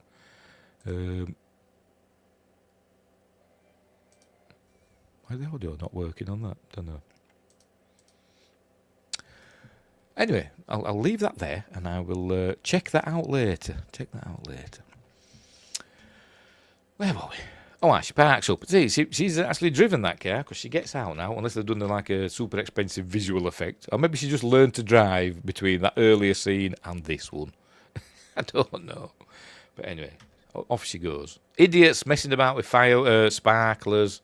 He chases them off, puts out the sparkler. Because they were close to where all the fireworks were. Anyway, they're going to douse the lights in readiness for the fireworks display. He's looking for Julie, by the way. This fella here says, we've got to clear out. So he just props up precariously his staff thing. I think it's his, what they call it, plunger thing. When they put the cannonball and the wadding and all the stuff gump out in the cannon. It's that, isn't it? Just props it up as though anything could make it fall over, which obviously it does. It will in a short while.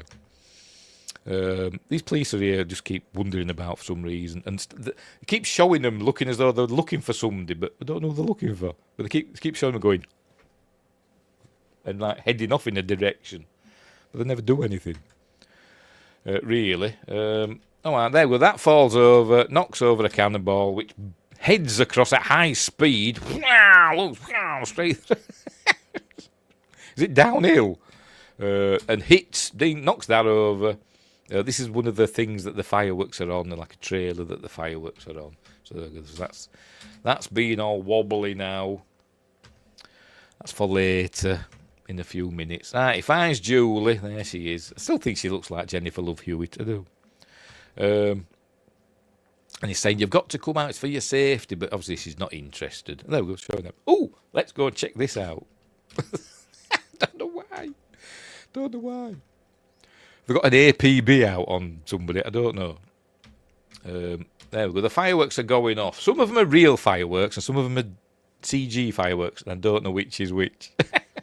There's one that it shows that I think definitely CG. But anyway, the horse is kicking off. What sort of an idiot rides a horse to one of these things and doesn't realise that the horse hates fireworks? I mean, most animals most animals are not fond of fireworks, are they?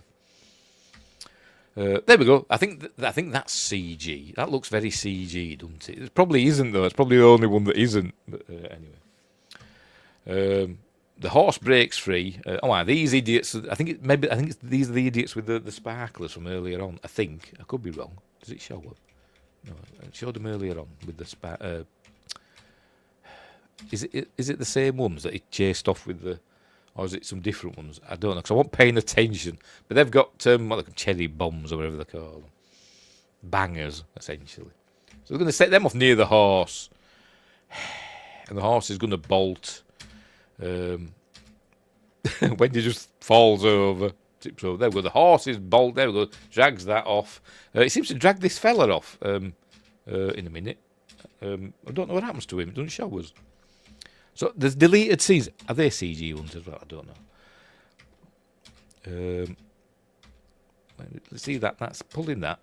I'm sure it gets with this fella here. I'm sure it drags him off. Oh, it's dragging him off. It dragged him off, didn't it? Or did he just roll out of frame? I thought it dragged him off. That isn't a Pennsylvania horse. Ha ha, says Justin. Pennsylvania horses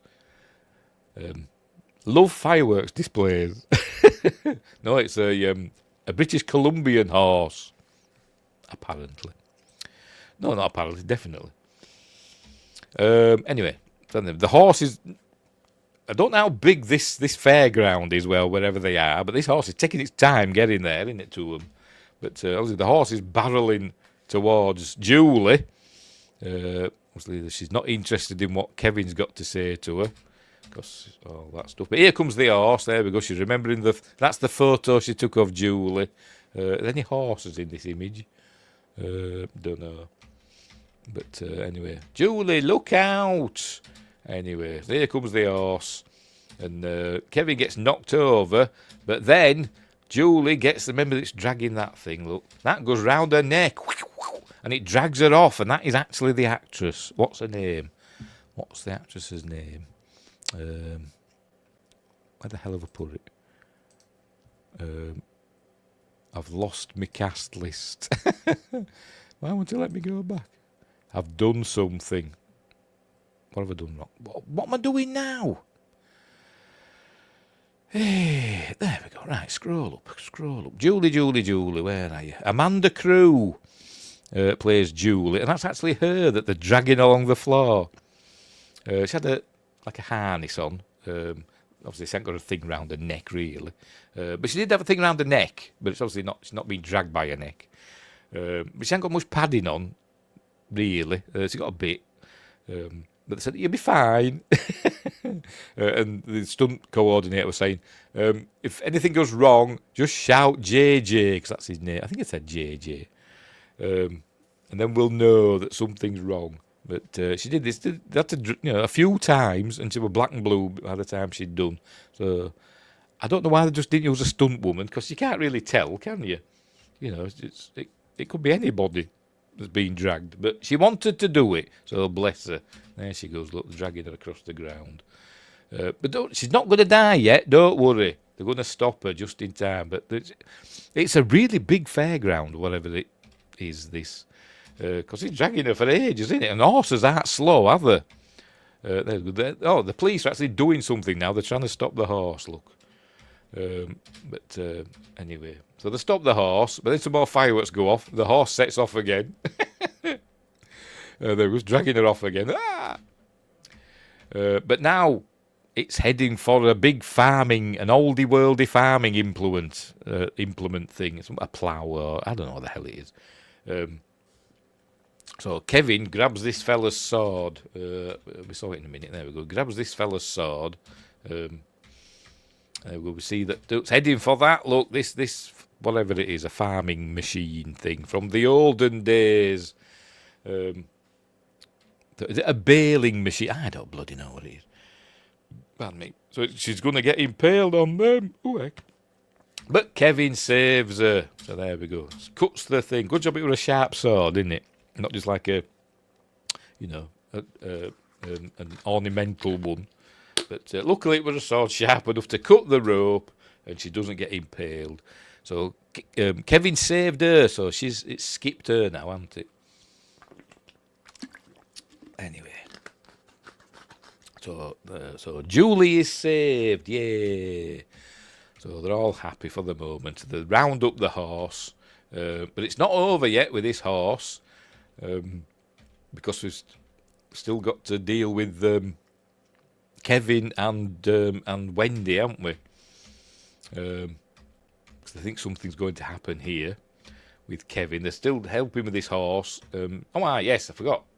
Whoever was sat next to Julie, I forgot about her. And Tim Rose's, and that was close. It was, wasn't it? I said, good job that sword was sharp. It wasn't just a ceremonial, ornamental, blunt sword.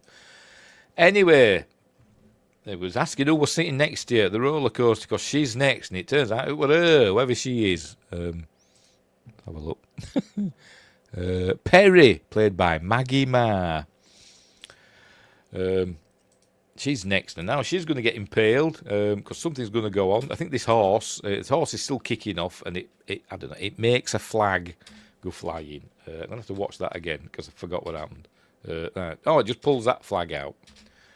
And she stands up, and then, boing, there we go, impalement. So more blood in, I forgot the name now. Wendy's face. Mary Elizabeth Winstead. More blood in her face. There you go. So poor Perry, and the horse is still freaking out. And now, there we go. She remembers Kevin's picture. He's going to get kicked by the horse. Have I missed it? He gets kicked by the horse. Hang on, where are we? Show it. There we go. Never get behind a horse. Oh, she's still running. There we go. He gets kicked by the horse. Doing. He'd be dead, wouldn't he? He'll just fly through there. He'd be dead. Anyway, lands on this place where they're selling these kebabs things. And obviously all that's going to blow up now. Look, it's skewered. Good shot. Skewered the gas pipes. Oh, that's going to blow up. There we go. So they're going to get like the photo. But she's pulled him out of the way just in time. And he goes, "You saved me." There we go. "You saved my life," he says. But he's still all a bit red. And so he's been skipped now, hasn't he? Julie's skipped. Kevin's skipped because she saved him. That was supposed to be his death, I'm guessing. So now we've just Wendy to deal with. But here comes Ian McKinley. "He causes my death," she says. But we don't actually know. But would he have done? I've no idea. But he's not doing anything. He's just saying he wants to see what happens, basically. Because he's blaming her for the death of Erin. I don't know if it really was her fault, but she was there. But anyway. They're trying to get to a first aid tent, by the way. That's where they're trying to go, but he keeps blocking them off. Because he wants to see what happens. And then we see what happens because the fireworks go off. Remember the wibbly wobbly trailer that the cannonball knocked the thing over? That's going to wibbly wobble, and fireworks are going to go off. Look, she says, "If you'll save me if you just stay away," she says. And they say, "No, I'm not going to die." But then all these fireworks go off. There we go. It shows it there. Look, pew, pew, pew, pew, pew, sets towards them, misses him, but hits this thing behind him. I've no idea what it is. It's just a big metal thing with a sign on it. I don't know what its purpose is, but there you go, like a big gantry thing. It's just got a big sign on it. I don't know. And he goes, "Look, ha ha ha, I'm safe." And then they all look up. "It's you, Wendy. You're dead." There we go. We see this. Look, McKinley. Hang on. See if we can, what does it say? Celebrates. Oh, that's just a big sign. It says 300 years of freedom in McKinley. And that's going to fall down. For Pete's sake. There we go. It's going to fall down. And squish him. But cut him in half. It actually originally just squished him. Just squished him flat. But the producer, and a screening, the producers said, "No, that's not good enough. We don't just see him just get squished. Have it cut him in half as well." So they redid that scene. So that's the end of poor Ian. He's been squished and cut in half as well. And then they get up. We see her look with, "Oh, crikey!"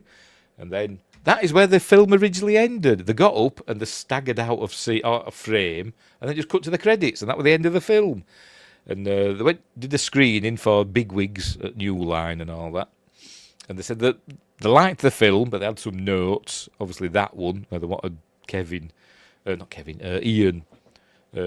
cut in half.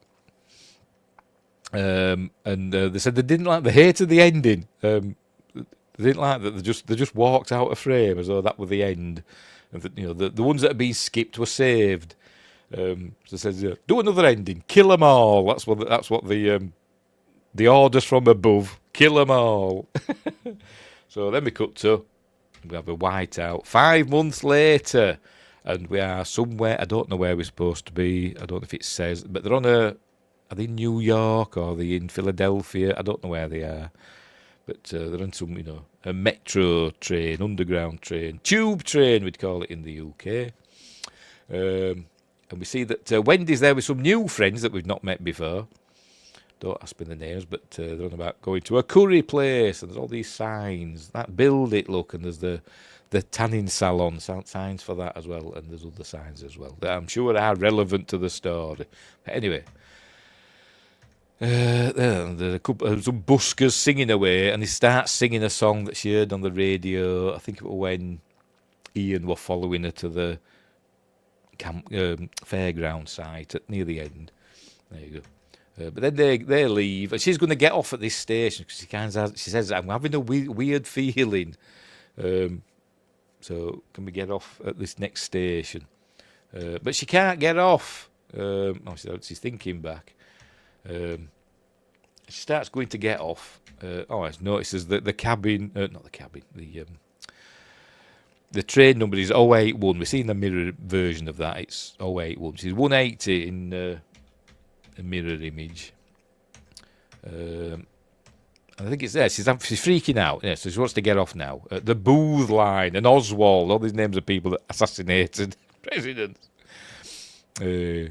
Justice says should have ended it at the park. Well, it did originally, but the bigwigs didn't like the ending.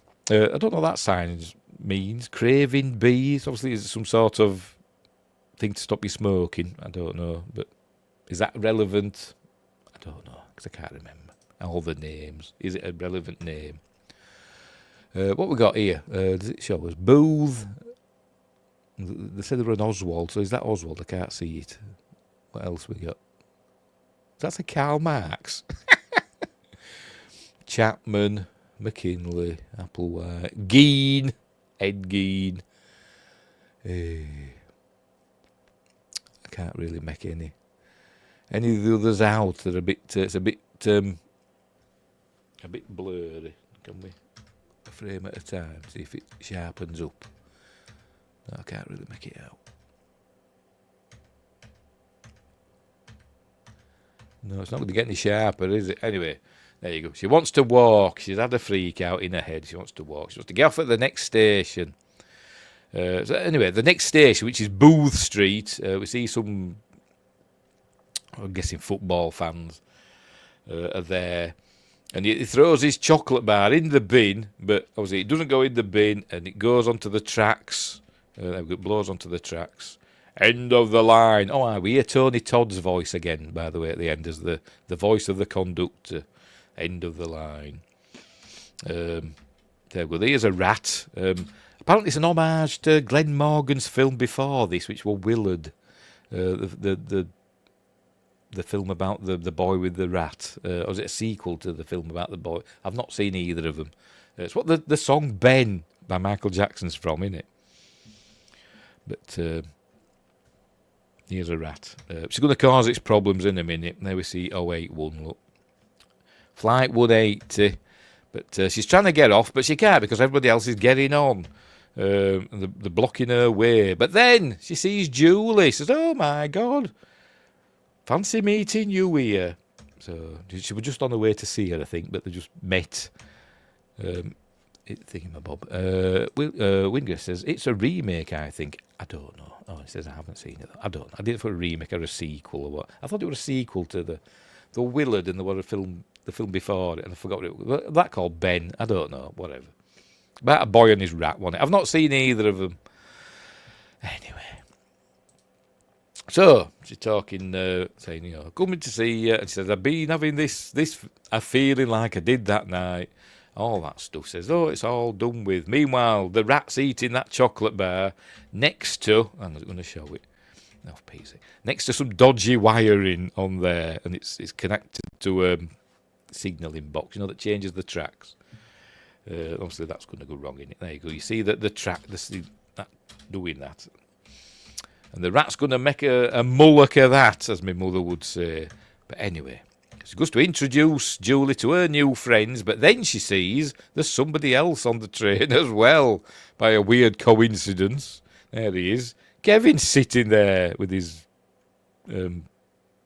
listening to music on his iPod or whatever it was in 2005. What you doing here? He said, we're going to the game, and then we're going to look her up afterwards. But then the lights go off, and obviously everything's going to go wrong. There we go. There we go. The train starts crashing. Look, it starts crashing. Quite a good sequence of this. This was like an added-on sequence. Because obviously the film's supposed to be over by now. So they must have given them a fair chunk of cash to film this. There we go. The train's crashing. Some good model work and all that, and some good stunt work. So anyway, there we go. The train's all crashing. And they're all screaming, and people are dying. We're going to see Julie get, I don't know, vaporised or something. Is that something happens? What happens to her? Come on, show us. Show us what happens to Julie. Is it that? A big wheel comes off the train and boom, gets Julie. So is all this what happens to him? Is all... I didn't see a big wheel near the photo of Julie. I don't know. But there's new rules in it now because it's cycled back round again. They're all getting got. So Julie's being got. And we see Kevin gets got. There we go. He falls throughout the window and he gets splattered outside in a minute. There he goes. And then the train carries on crashing. There we go. Keeps crashing. And then rolls to a halt. Pretty good, sequence. Set piece. Obviously, they've had to build all this disaster stuff, haven't they? Dead bodies everywhere. And she's on the tracks there, is Wendy. And she's injured her leg. She looks down at her leg and it looks, is it broken or something? Doesn't look well, does it? And then she has a train coming round the corner. And how can Mary Elizabeth Winstead look attractive when she's all covered in blood and muck and everything? But she does. Looks a bit like Phoebe Cates, don't you think? Especially when she looks round here. That shot. She looks like Phoebe Cates, from Gremlins. Don't you think? I think she does. And her sister looks like Jennifer Love Hewitt. I don't know. Anyway, So a train comes round the corner and she screams and, oh, it's another vision. She's had another vision. So the train's going to crash. And they all go, it pulls the emergency brake and it doesn't work. Somebody stop the train. Metal screeching and crashing. And then the film actually ends then. There we go. The film actually ends there, but there we go. I'm guessing she did die. Does it mention them in the next one? I can't remember.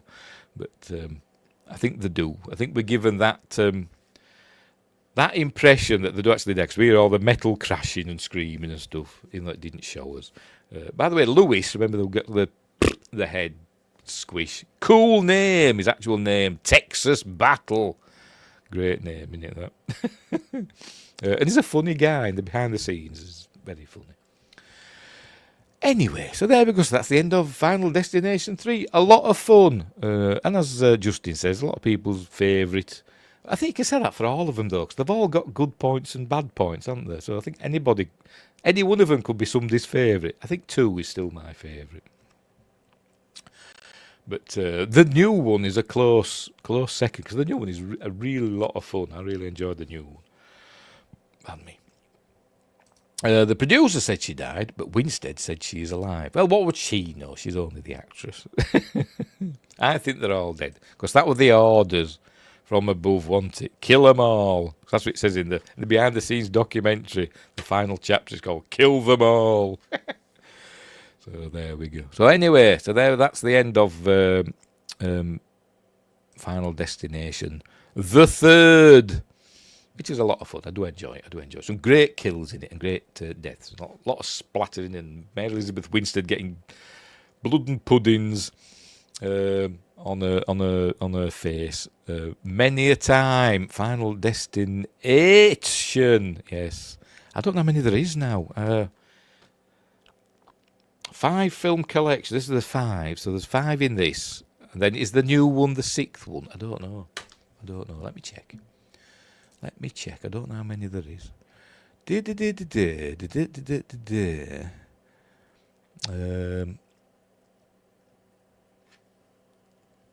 bear with me. Oh, there we go. Final Destination. Oh, give off. Film series. How many is there?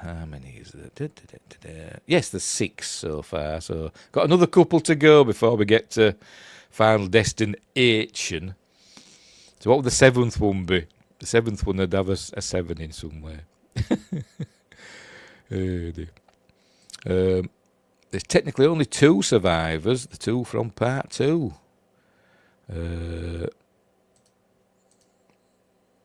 Yeah, because she died, didn't she? She drowned and they brought her back, didn't they? So yeah. Or did they bump them off later? I can't remember. I don't know. You never know. You never know. Anyway, that's it. I like all the Final Destination films. I'm sure we'll get round to Final Destination 4 shortly after. Final Destination Tokyo Drift. Final Destination 7, All Dogs Go to Heaven. Or something. Anyway, we'll leave it there. Should have one with just animals getting killed, shouldn't they? Why have I said that? I don't know. It just popped in my head. But from their point, it's because I watched Fluke recently. Anyway, never mind. I didn't mean that. Anywho, right. Just let me pop that in there. There we go. Right, so we're all done and dusted for another week. We'll leave it there. We will leave it there. So what's coming up next? On Monday... Where is it? Don't know where I've put it. Put it somewhere. Where are we? On Monday, for Magnificent Mondays, because Jurassic Park Rebirth is on its way, mixed reviews is that's getting. I think I'm going to enjoy it.